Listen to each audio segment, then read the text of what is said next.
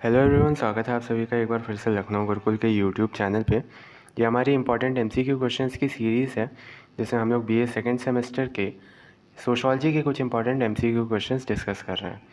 पिछले 2 लेक्चर्स में हम लोगों ने social action and social relationship और सेकेंड में हमने स्टेटस एंड रोल के इंपॉर्टेंट एमसीक्यूज़ देखे थे।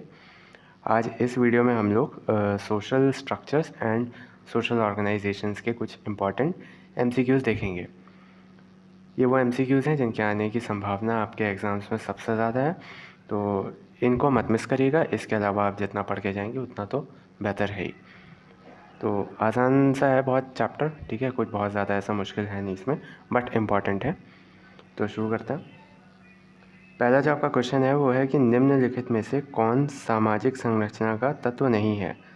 Which of the following is not an element of social structure? Option A यानी कि सोशल वैल्यूज़, सामाजिक मूल्य। ऑप्शन बी सोशल स्टेटस यानी कि सामाजिक परिस्थिति। ऑप्शन सी कल्चर यानी कि संस्कृति। ऑप्शन डी सामाजिक भूमिका यानी कि सोशल रोल। इसका जो सही उत्तर है वो है ऑप्शन सी, कल्चर, ठीक है, संस्कृति। आगे बढ़ते हैं सेकंड क्वेश्चन पे कि सोशल, अच्छा इसमें ना इस चैप्टर में डेफिनेशंस वगैरह थोड़ी ज़्यादा हैं, ठीक है, डेफिनेशंस थ्योरीज़ वगैरह, तो उनको पढ़ के जाना, क्योंकि एक बार डेफिनेशन थ्योरीज़ पढ़ ली और ये समझ में आ गया कि जो सोशोलॉजिस्ट है, जो थिंकर है, वो कैसे सोच रहा है, तो उस थ्योरी से रिलेटेड जितने क्वेश्चन हैं वो आराम से बन जाएंगे आप लोगों के। वो आप लोगों को अभी इसी वीडियो में पता भी चल जाएगा। सेकंड जो आपका क्वेश्चन है ये है कि social structure refers to the relatively stable and pattern relationships of different social units. By whom was this statement given? सामाजिक संरचना का आशय विभिन्न सामाजिक इकाइयों के तुलनात्मक रूप से स्थिर और प्रतिमानित संबंधों से है। यह कथन किसके द्वारा दिया गया था? अब अगर आप लोगों ने सही से चैप्टर पढ़ा हो तो आप लोगों को समझ में आएगा कि ये जो डेफिनेशन दी हुई है इसमें ये जो लिखा है कि रिलेटिवली स्टेबल है ना, मतलब कम्प्लीटली एब्सोल्यूट स्टेबल तो नहीं बोल रहे हैं ये, ठीक है, कि कम्प्लीटली स्टेबल है, तुलनात्मक रूप से स्थिर। तो ये जो आपकी डेफिनेशन है ये आपकी दी गई है कोज़र के द्वारा, ऑप्शन ए, कोज़र, ठीक है। अब बढ़ते हैं तीसरे प्रश्न की ओर कि which one author first mention the elements of social structure? किस एक लेखक ने सर्वप्रथम सामाजिक संरचना के तत्व का उल्लेख किया है? Option A Parsons, option B Spencer, option C Radcliffe Brown या ऑप्शन डी कोज़ार।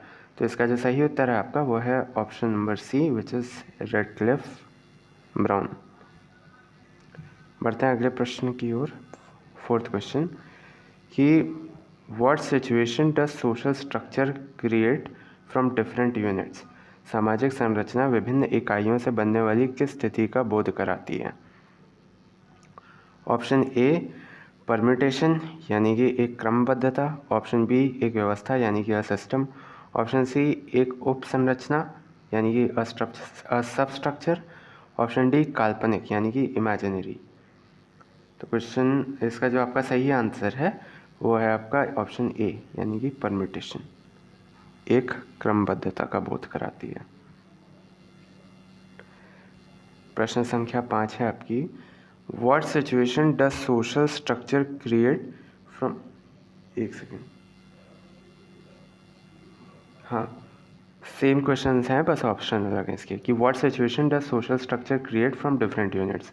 सामाजिक संरचना विभिन्न इकाइयों से बनने वाली किस स्थिति का बोध कराती है? ऑप्शन ए मूर्त यानी कि टेंजेबल। ऑप्शन बी अमूर्त यानी कि एब्स्ट्रैक्ट। ऑप्शन सी अस्थाई यानी कि टेम्परेरी। ऑप्शन डी काल्पनिक यानी कि इमेजिनरी। इसको आप अगर इसको आप ध्यान से देखें तो इसमें आप एलिमिनेट करके भी बता सकते हैं। समाज मूर्त नहीं होता, ठीक है, हमें फिजिकली नहीं दिखता। इमेजिनरी नहीं है, ठीक है, प्रैक्टिकल है। अस्थाई भी नहीं है, अस्थाई होता तो होता ही नहीं, मतलब बहुत क्योस होता।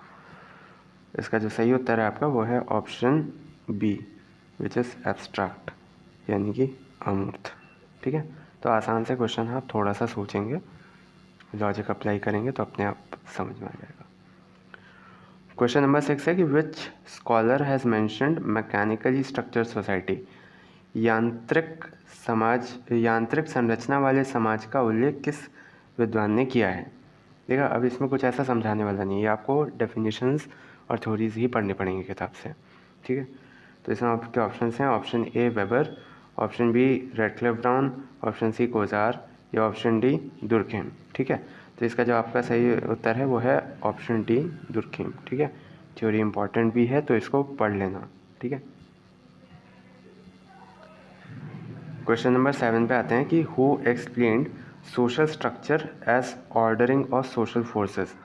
सामाजिक संरचना को सामाजिक शक्तियों की क्रमबद्धता के रूप में किसने स्पष्ट किया है, ठीक है।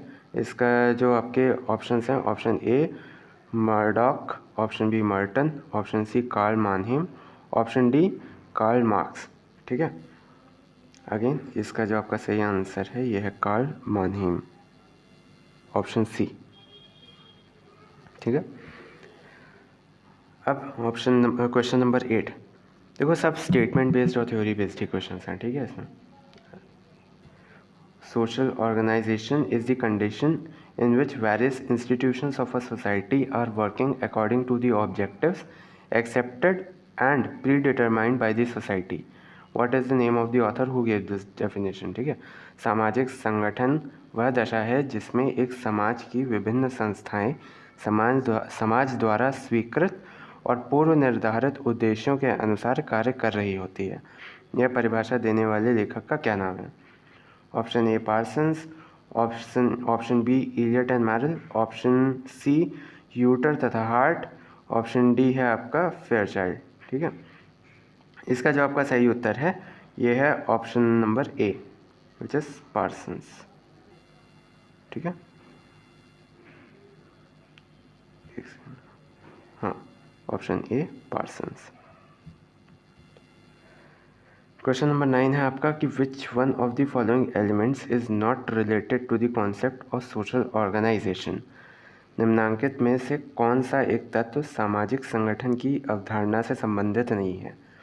Option A well defined social structure, है ना, option B unanimity among the members, option C irreversibility, effective social control, यानी कि सुपरिभाषित सामाजिक संरचना, सदस्यों में एकमत, अपरिवर्तनशीलता या प्रभावपूर्ण सामाजिक नियंत्रण।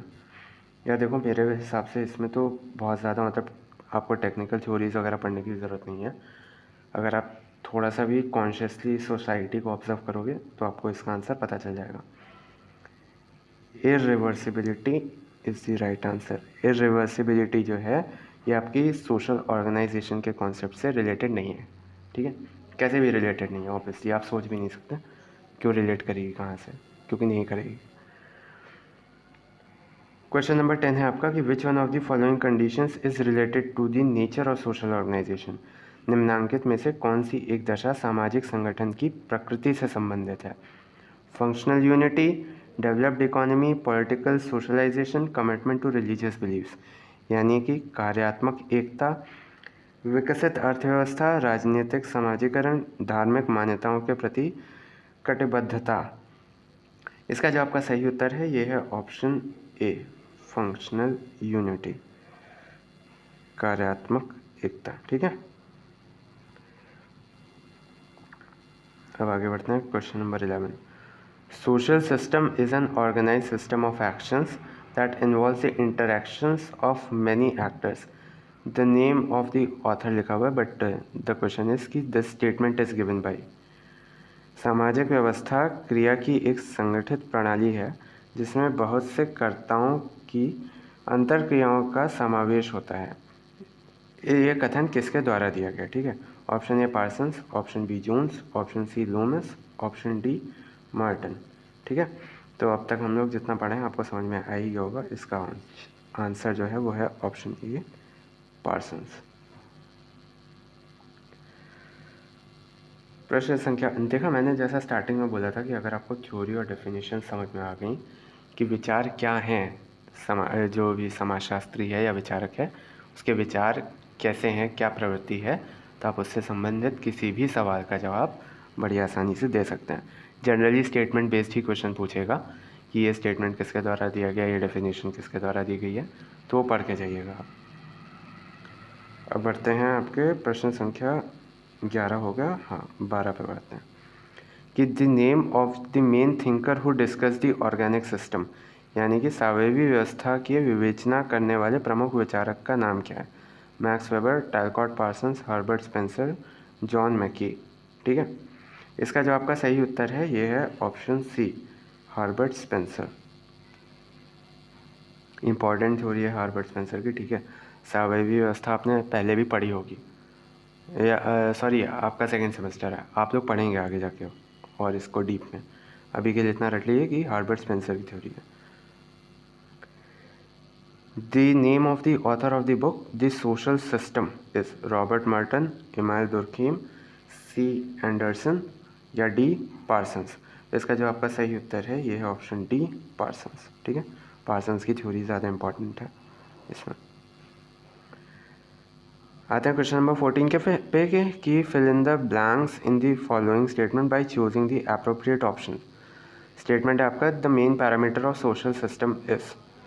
कथन सामाजिक व्यवस्था का मुख्य मापदंड सामाजिक क्या है, मतलब ऑप्शन दिया है कि सामाजिक गतिशीलता है यानी कि सोशल मोबिलिटी, सामाजिक एकीकरण यानी कि सोशल इंटीग्रेशन, विभेदीकरण यानी कि सोशल डिफरेंशिएशन, या सामाजिक स्तरीकरण यानी कि सोशल स्ट्रैटिफिकेशन। ये ना इसमें देखो भाई मैं बताता हूँ, ऑप्शन ए जो है इसको एलिमिनेट करो, ये नहीं है, ऑप्शन बी भी नहीं है। ठीक है, ऑप्शन सी और ऑप्शन डी में से आपको चूज़ करना है। ठीक है, ये दोनों ज़्यादा क्लोज हैं और बताऊँ दोनों ही सही उत्तर हैं, लेकिन जो आपका ऑप्शन सी है डिफरेंशिएशन, ये आपका ज़्यादा मतलब क्लोज टू राइट आंसर है। ठीक है, डिफरेंशिएशन जो होगा विभेदीकरण होगा, है ना। सबको मतलब अपने जो सोशल हम डिफरेंशिएशन देखते हैं आज के समय में भी, है ना, उसी के अकॉर्डिंग ही उनका स्तरीकरण भी है। ठीक है, तो ये दोनों आपस में रिलेटेड हैं, लेकिन ये जो हमारा क्वेश्चन है द मेन पैरामीटर, तो ब्रॉडर वे में डिफरेंशिएशन इसका आंसर होगा। ठीक है, अब बढ़ते हैं आखिरी प्रश्न पर, क्वेश्चन नंबर 15 कि which of the following statements about social system is correct. निम्नांकित में से सामाजिक व्यवस्था के बारे में कौन सा कथन सही है? A, every social system has a special cultural structure. प्रत्येक सामाजिक व्यवस्था की एक विशेष सांस्कृतिक संरचना है। 20 है आपका another name of social system is social structure. सामाजिक व्यवस्था का दूसरा नाम है सामाजिक संरचना। Option C, every social system has a clear physical form. प्रत्येक सामाजिक व्यवस्था का एक स्पष्ट भौतिक स्वरूप होता है। Mobility is not found in the nature of social system. सामाजिक व्यवस्था की प्रकृति में गतिशीलता नहीं पाई जाती है। इसका जो आपका सही उत्तर है ये है option A, every social system has a special cultural structure. ठीक है, बाकी सारे क्योंकि आप देखेंगे तो फिर इतना ज़्यादा रेलिवेंट नहीं दिख रहे हैं। ठीक है, हाँ, तो आज के लिए इतना ही इस वीडियो में। वीडियो पसंद आई हो तो लाइक कर दीजिएगा, और आप पिछले जो 2 वीडियो हैं हमारे उनको भी देख लीजिएगा, उसमें भी इंपॉर्टेंट MCQs डिस्कस किए हैं, और सीरीज़ को फॉलो करते रहिएगा। आगे आने वाले समय में आपको और भी चैप्टर्स के इंपॉर्टेंट MCQ क्वेश्चंस यहीं पे मिलेंगे एग्ज़ाम से पहले। तो थैंक यू फॉर वॉचिंग। नए हो तो सब्सक्राइब कर लीजिएगा चैनल को। Thank you.